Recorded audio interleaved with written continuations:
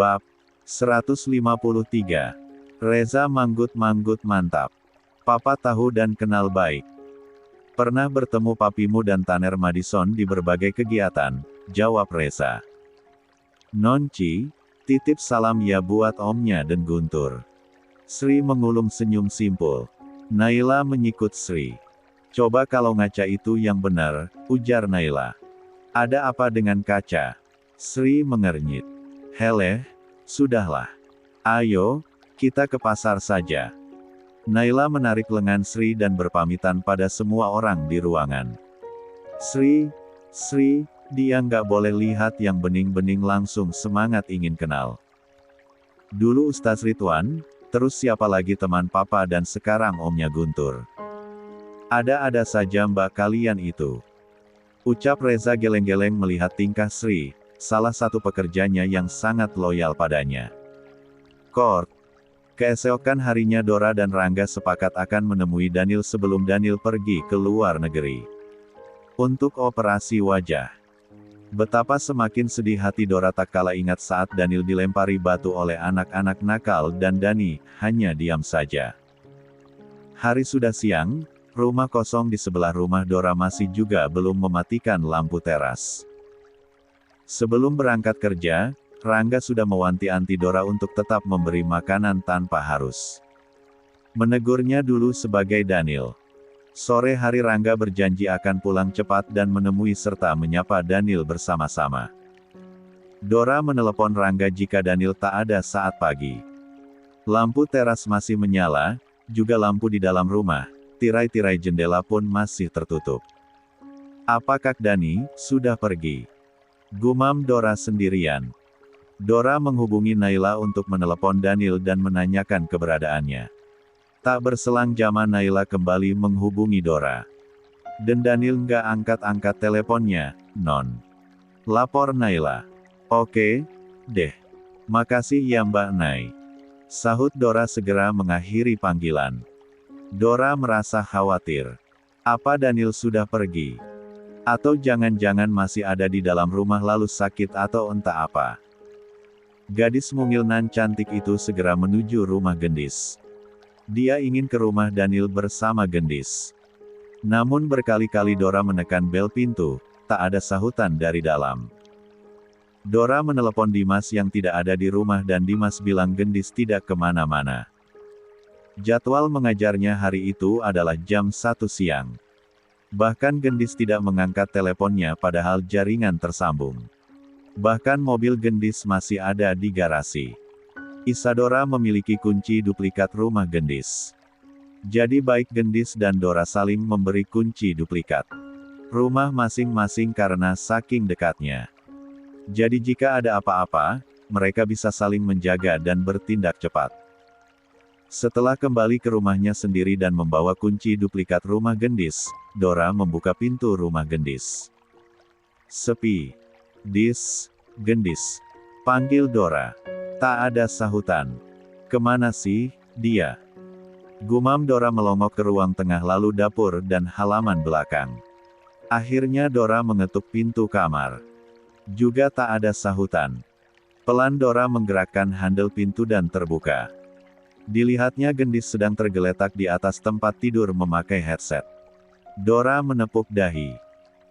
Sampai lebaran 3 kali juga pintu nggak akan dibuka kalau dia tidur memakai headset dengan volume suara sekencang ini, gumam Dora seraya melepaskan headset dari telinga Gendis. Dengkuran halus terdengar, menandakan Gendis tidur cukup lelap. Dipandanginya wajah Gendis, ada gurat lelah di sana. Dora mengernyit melihat buku harian Gendis yang berwarna merah muda, warna kesukaan dirinya dan Gendis. Buku harian berkunci tapi kali ini terbuka lebar di sebelah Gendis. Hati-hati Dora meraih buku harian yang setengahnya terhimpit lengan Gendis. Dia hendak menutup dan meletakkannya di meja rias tapi urung. Ada nama Dora dan Dimas dalam buku harian Gendis. Dora bimbang tapi penasaran. Sekilas dia membaca beberapa kalimat. Aku sudah memutuskan hidup bersama Dimas yang hatinya masih saja kuat tertuju untuk Isadora, sahabatku tercinta. Tak ada seorang pun yang tahu jika statusku sebagai kekasih Dimas yang tersemat sejak bangku SMP, sejatinya hanyalah kekasih bayangan. Dimas membuat alibi agar perasaannya pada Dora sejak dulu tidak diketahui siapapun kecuali Mimi Sus.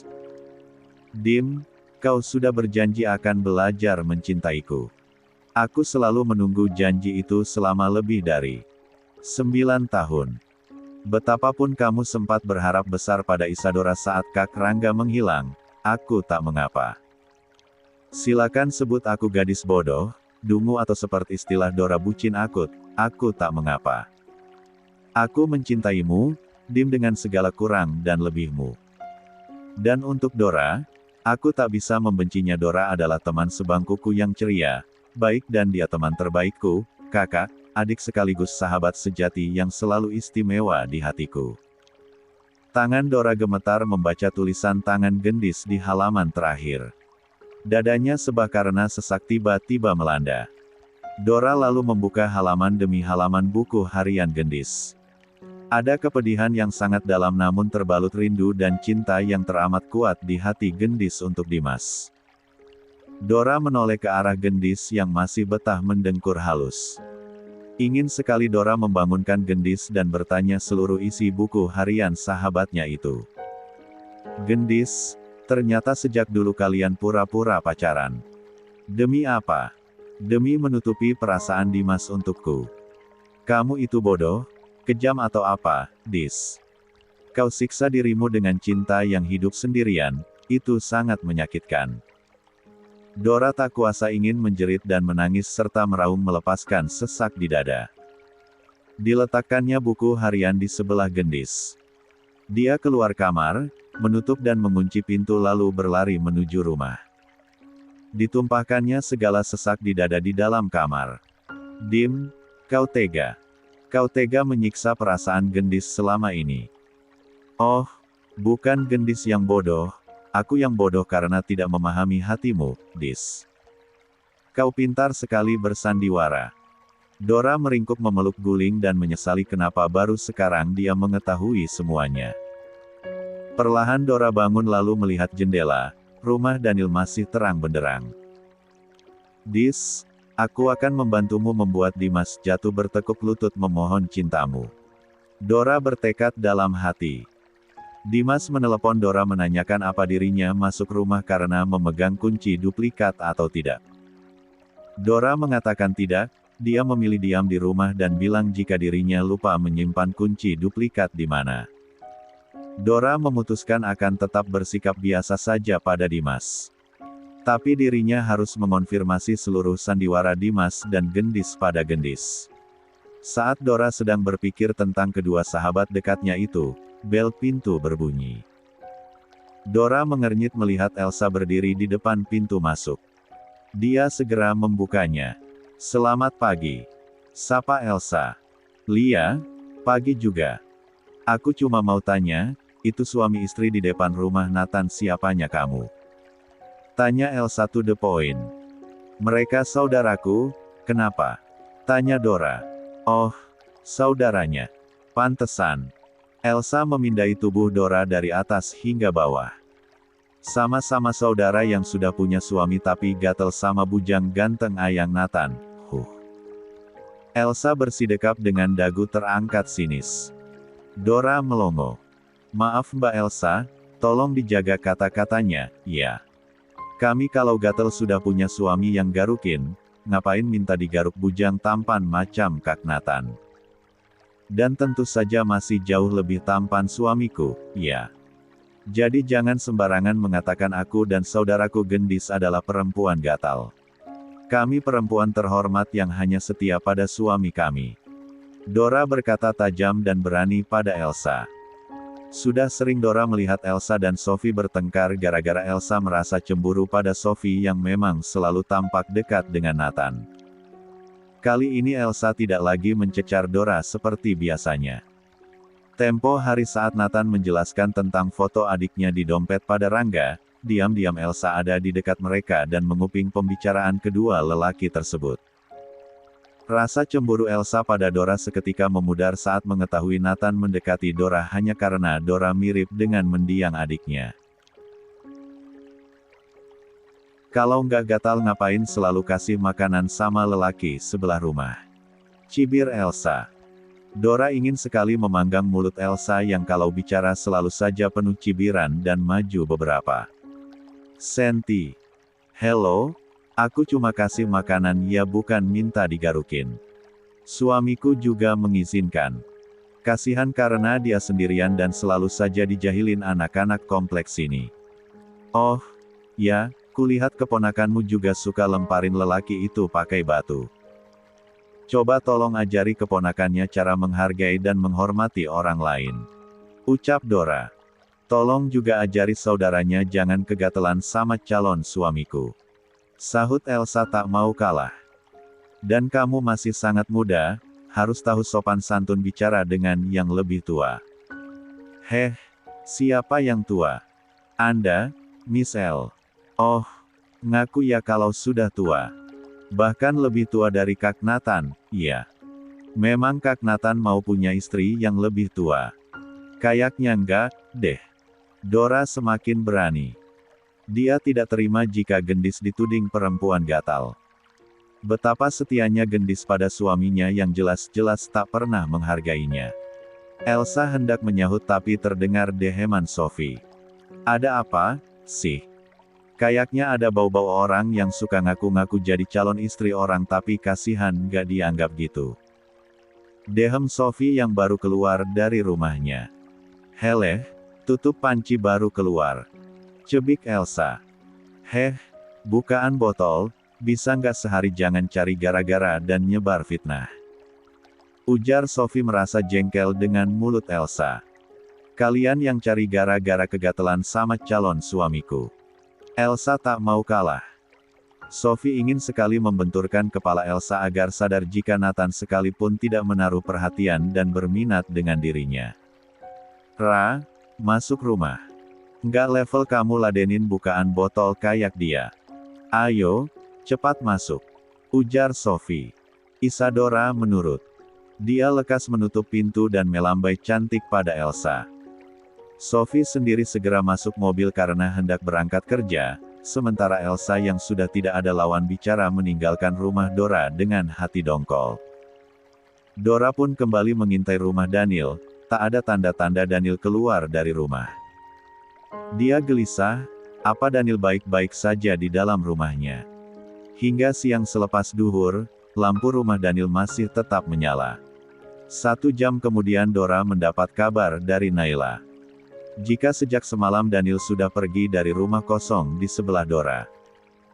Jam 5 sore Nathan sudah akan bertolak dari Indonesia hendak ke luar negeri. Dora segera memberitahu Rangga jika Daniel sudah pergi dan jam 5 sore sudah akan terbang meninggalkan Indonesia. Maka Rangga dengan cepat mengatakan pada Dora untuk bersiap-siap. Sayang, ini sudah jam 2:30 sore. Kita harus cepat-cepat ke bandara. Ucap Rangga. Jangan jemput aku, kelamaan. Aku ke kantormu saja sekarang naik taksi, sahut Dora. Oke, hati-hati sayang. Pesan Rangga. Bandara Soekarno-Hatta. Rangga dan Dora tiba di bandara tepat jam 4:30 sore. Mereka segera mencari keberadaan Daniel. Dora menelepon Daniel tapi tak juga diangkat. Coba hubungi Mbak Nai, Daniel mau pergi kemana? Titah Rangga. Kak Dani, mau ke Korea, sahut Dora. Ayo, kita cari di kursi tunggu penumpang. Rangga menuntun Dora erat. Kak, tunggu. Itu kayaknya Kak Daniel, aku kenal hudainya. Dora menarik lengan Rangga. Dilihatnya oleh mereka seorang lelaki duduk di kursi tunggu penumpang dengan menunduk dalam. Yakin itu Daniel? Lihat, itu mama papanya Kak Daniel. Tunjuk Dora lagi. Alhamdulillah, ayo kita ke sana. Rangga berputar balik dan masih tetap menuntun erat Dora. Kak Daniel. Panggil Dora lirih. Daniel masih diam menunduk. Kak Daniel, ini aku Rara. Kenapa kakak nggak terus terang? Kenapa harus mengenalkan diri dengan nama Gareth? Ucap Dora. Mama Papa Daniel saling meremat tangan mereka dan memandang iba pada Daniel. Daniel sendiri mulai tengadah. Kali ini tanpa kacamata coklatnya. Dora duduk di sebelah Daniel. Kak kalian. Dari mana kalian tahu kalau aku? Dari Mbak Naila. Mbak Nai mengakui semuanya pada Mama dan Mama cerita semua sama kami. Kenapa selama ini Kak Daniel nggak terus terang dan diam saja dilempari batu oleh anak-anak jahil? Dora terisak. Rangga merengkuh bahu Dora. Dia merasa sedih melihat kondisi Daniel. Lelaki buruk rupa di depannya adalah si tampan Daniel yang juga seperti dirinya, sang most wanted di sekolah dulu. Daniel sendiri ingin menangis saja melihat Rangga begitu legowo mengantar Dora menemuinya. Daniel, terima kasih karena sudah menjaga Dora selama aku menghilang di Turki. Terima kasih karena sejak kamu tinggal di rumah kosong itu, Dora tak lagi ketakutan karena rumah sebelah yang tadinya selalu gelap dan berkesan angker kini tampak terang benderang, bersih dan terawat. Rangga berkata tulus dari dalam hati pada Daniel. Mama Papa Daniel saling bernapas lega karena Dora, gadis yang sangat disukainya memiliki suami seperti Rangga. Rangga sama sekali tidak merasa terintimidasi oleh keberadaan Daniel yang masih saja belum bisa melupakan Dora. Kak Daniel mau operasi wajah, iya? Tanya Dora masih saja terisak. Daniel mengangguk. Aku doakan semoga operasinya lancar. Kakak sehat dan bisa kembali pulih seperti sebelumnya. Jangan sedih, kakak pasti bisa kembali seperti dulu. Dora masih saja terisak. Daniel ingin sekali memeluk gadis mungil yang masih sangat dicintainya itu. Tapi tentu saja tidak bisa. Ada perasaan senang dan bahagia karena Dora dan Rangga pada akhirnya mengetahui siapa sesungguhnya dirinya. Kak Rangga, maafkan aku tak bermaksud jahat tinggal di sebelah rumah kalian, ucap Daniel lirih dan serak karena pita suaranya rusak. No, aku tahu dan bisa merasakan jika lelaki misterius di sebelah rumahku bukan orang jahat. Tadi sudah kubilang, aku justru sangat berterima kasih kamu sudah menjaga Dora selama ini. Rangga berkata sungguh-sungguh. Ada linangan air mata di wajah Daniel. Dia benar-benar ikhlas Dora mendapat pendamping seperti Rangga dan Rangga sudah kembali pulang setelah hilang beberapa bulan. Kami tunggu kedatanganmu kembali ke Indonesia. Ucap Rangga. Kamu bisa mengunjungi kami kapan saja. Kamu dan Dora tetaplah teman dan kalian akan berteman sampai kapanpun. Ucap Rangga. Daniel menyeka sudut matanya dengan ujung lengan hoodie. Mama Daniel memeluk Dora. Kini mereka sudah berdiri karena Daniel dan kedua orang tuanya sudah harus berangkat. Terima kasih, sayang. Terima kasih sudah berkenan menemui kami dan memberi semangat untuk Daniel. Mama Daniel menciumi wajah Dora, anak gadis yang pernah dengan sangat diharapkan untuk menjadi menantunya itu. Dora menangis keras di pelukan Mama Daniel. Tak ada yang tak menangis. Rangga pun memeluk Daniel, memberi kekuatan pada lelaki yang sangat menyayangi Dora itu sejak dulu hingga kini. Jalani operasi penyembuhanmu dengan baik dan penuh semangat, kami menunggumu kembali. Bisik Rangga di telinga Daniel. Linangan air mata Daniel berjatuhan. Begitupun dengan Rangga yang matanya memerah, menahan agar air matanya tidak luruh. Halo, sapa Nathan. Gendis yang sedang menata tanaman di halaman rumahnya menoleh bengis. Senyumnya dong, Tante. Ujar Nathan lagi. Senyumku mahal. Ketus Gendis. Nathan menggaruk dahinya. Aku beli, deh. Ujar Nathan lagi. Gendis berdiri dengan tangan kotor penuh tanah. Pergi sana, jangan ganggu istri orang. Ya, ampun. Aku udah baik ngasih tante minuman lo kemarin, masih aja dijudesin. Nathan berkata santai. Iya, terima kasih. Tapi bukan berarti kamu jadi seenaknya menggodaku. Suara Gendis melunak. Siapa yang menggoda, sih? Aku cuma menyapa, kilah Nathan. Memang salah menyapa tetanggaku. Gendis mengerucutkan bibir. Enggak, sih. Kalau ada kecoa lagi, jangan heboh sendirian. Panggil aku saja. Tawar Nathan. Kalau ada sesuatu yang rusak, keran air, genteng bocor, keramik retak atau apapun itu, panggil aku saja, ya. Tawar Nathan. Kamu tukang? Iya. Apa saja aku bisa, menghibur hati seseorang juga aku bisa. Nathan lemah sudah di hadapan Gendis. Biasanya dia tak banyak bicara dengan seorang wanita di lingkungan rumahnya kecuali Sophie. Tapi dengan Gendis, Nathan merasa berbeda. Gendis mengerutkan kening. Siapa yang mau dihibur olehmu? Lalu maunya dihibur siapa? Memang hatinya sedang tidak baik-baik saja, iya. Tanya Nathan.